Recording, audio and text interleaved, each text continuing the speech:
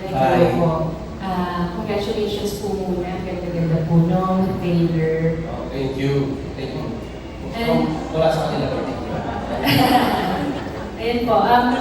With the title itself pa lang, Samahan ng Mga Makasalanan, very catchy and intriguing po yung title. So, you take it as a challenge po na ngayon pa lang parang pinag-uusapan na siya online. And now with the release of the trailer, for sure po, magte-trending po siya online.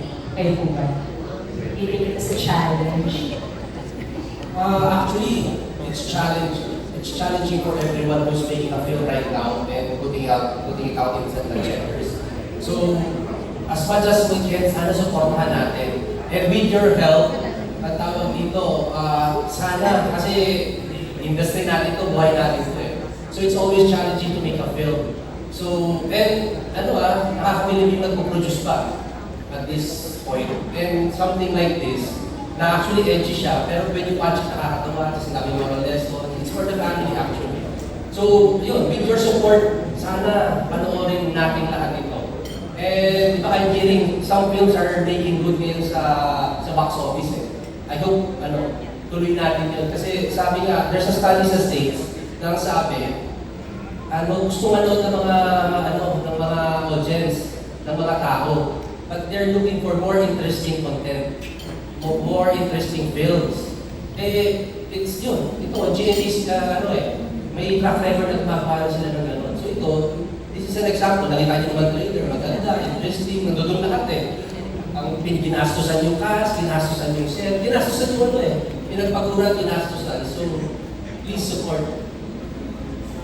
Then taking off from that answer, ano po yung gusto niyong makuhang reaction from the audience once na lumabas sila sa theaters? And also, since I mentioned yung moral lesson, anong lesson ang pwede mapulot ng mga manonood?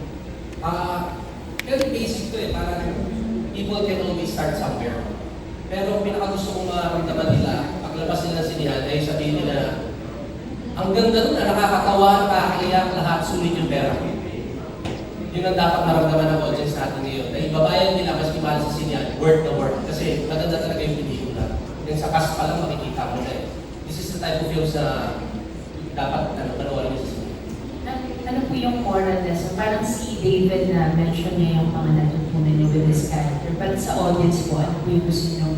Sa audience, it's always, there's always a point to, may sinasabi lagi dito yung may ginawa kami ng brother ko, parang ang sinasabi lagi, habang naniniwala ka, if you have faith, di ba, there's hope. And kung naniniwala ka, there's always a chance to start. Yun, mapapanood niyo yun, and it's very pointed dun sa And yun yan, it's not only a comedy, marami kang mapupulot dito. Pero traveling yung comedy,